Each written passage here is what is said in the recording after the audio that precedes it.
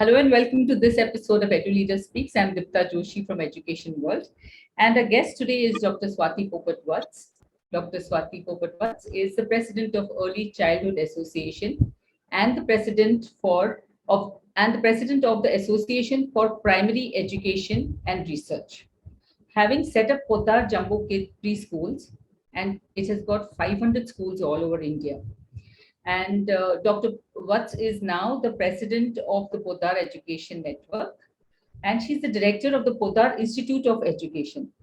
Outside of the Podar group, she has set up numerous preschools in India and abroad, and she has been an advisor, or she still is an advisor to corporates who are dealing with children-related products. And that's not all. Dr. Vats has written 25 books, okay, which provide valuable information and lessons to educating young children. Dr. Vats, thank you so much.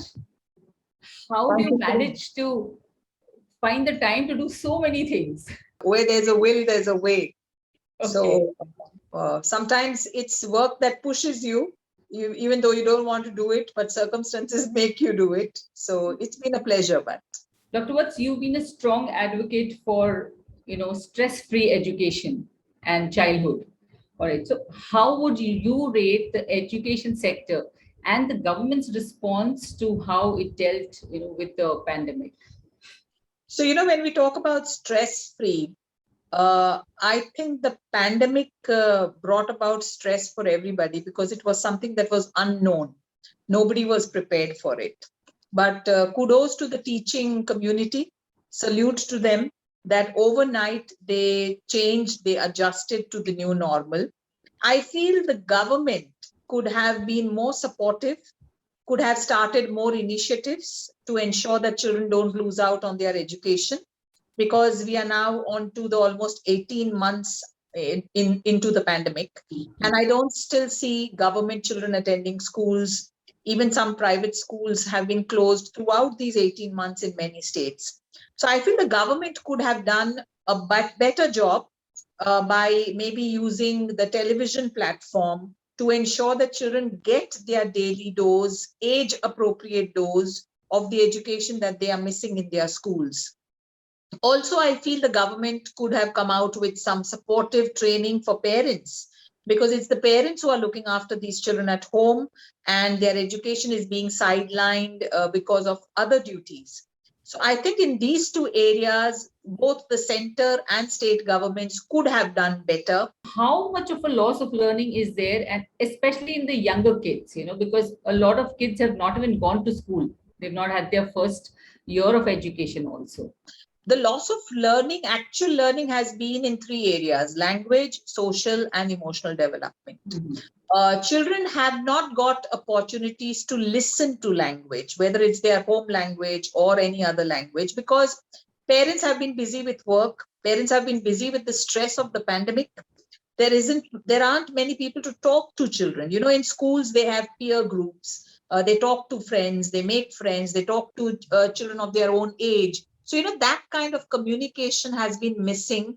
And that's a learning loss. Without language, you can't have socio-emotional development. Socio-emotional development suffers without language.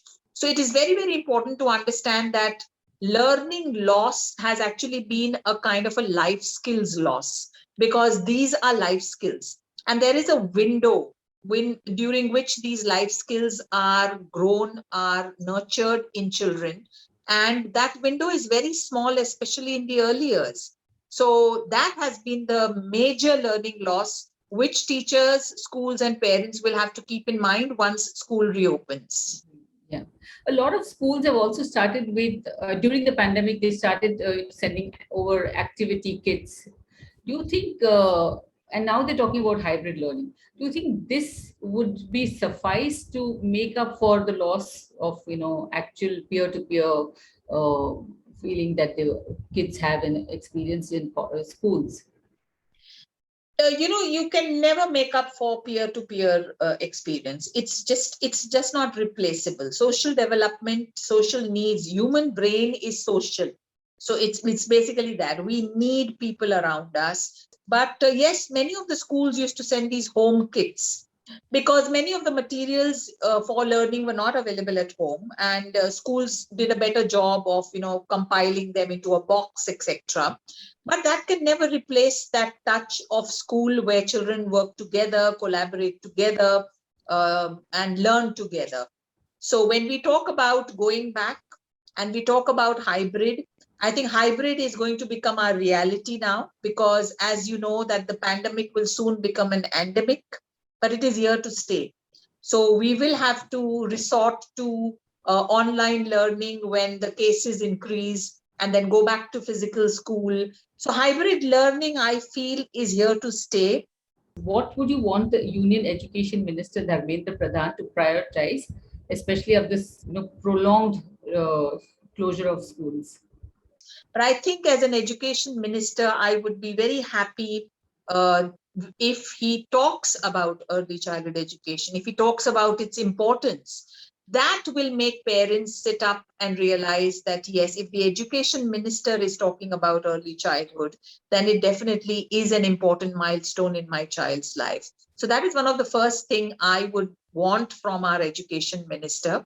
And number two is, I feel where we are going wrong in early childhood is the age of entry into schools. The NEP says that education starts at age 3, but sadly, so many states in this country take in children at the age of 2.5. Now you have these very young children below the age of 3 who are being exposed to a curriculum that is meant for a 3-year-old child. So how fair is it? So I would want the education minister to have a common age of entry all across the country, so every child can get the same quality and right to education. How satisfied are you with the development and growth of the association? So I would like to here thank and congratulate Education World, because we've grown thanks to them. As an association, we may just be 9 years old. We've just completed 10 years. And in the 10 years, we've done a lot of work. We have about 38,000 members. We have touched the lives of over 2 lakh children. We have trained more than 5,000 teachers. So we have done a lot of work. And especially I'm proud of the work that we did in the pandemic. In the pandemic, when schools were completely clueless about how to handle virtual learning, how to handle virtual assessments, we were the first to come out with a handbook, to come out with a document, even before the state governments woke up and came out with their own policies. We fought with so many governments to ensure that virtual learning is allowed. Because, at that time, people thought it's just for 1 or 2 months, why to do virtual learning? And now, as you can see, 18 months down the line, had we not done virtual learning, our children would have completely lost out on that little touch with the outside world. Okay, what about the National Education Policy 2020 excites you? I think it's one of the best policies I have seen in this country since a very long time. So I think this education policy will go down in history as one of the best, the most robust, and something that has changed the way people look at education, because they've changed the age groupings also. And it's for the first time that we have foundational years, which means 3 years of pre-primary and 2 years of primary, which is, I think, the need of the hour. Otherwise, there is so much of stress when children go to the primary years. So I think it's something that kudos to the government, and congratulations to the people who made the policy. Okay. All right. And now a little bit about yourself. How would you describe your leadership style? I would not say authoritarian, but authoritative. I am very firm. I'm very clear about my expectations from the adults who work in my team. And yes, there has to be a little bit of emotional bonding, which is required, because we are all humans and we are all women at the end of the day. So emotions run high. And that's why it's very important to give them that little emotional grounding also. What book on education would you recommend for reading? One of my favorite educational authors is John Holt, because he wrote 3 books. One is called How Children Learn, Why Children Fail, and Instead of Education. That tells a teacher a lot about children, why some children do well, some children don't do well, etc. So those two books of his, How Children Learn and Why Children Fail, I must recommend. John Holt. And Instead of Education was written decades ago about homeschooling. And now, as you can see, homeschooling has become a kind of an option for parents thanks to the pandemic. So I think that's a must read. And another book which I love and I give all my teacher training students to read before they start their course is Toto Chan. Toto Chan is a book written by a Japanese journalist, and it is her life story about how she struggled with schools, with education, and then she met this brilliant teacher called Mr. Kobayashi, and he had a school in discarded train bogies. So it's a very different school where she ultimately got her education. Lastly, are you pessimistic or optimistic about the future of education in India? I am very, very optimistic because there is no space for pessimism in education. Education itself teaches you to be positive thinking, resilient, and have cognitive flexibility. That's the only way to survive. So I'm very, very optimistic, especially because of the mind change and the landmark changes which have happened during the pandemic, where at the pre-pandemic we were kind of blaming technology, trying to keep children away from technology. The pandemic taught us that hello, you can't survive without technology. And I think post-pandemic is going to teach us that what we actually need to give children is a balance between nature and technology, because both are essential in a child's life. So I think instead of making children stay away from technology, it's best to help children embrace technology in a healthy manner. Okay. So on that optimistic note, we end our interview today.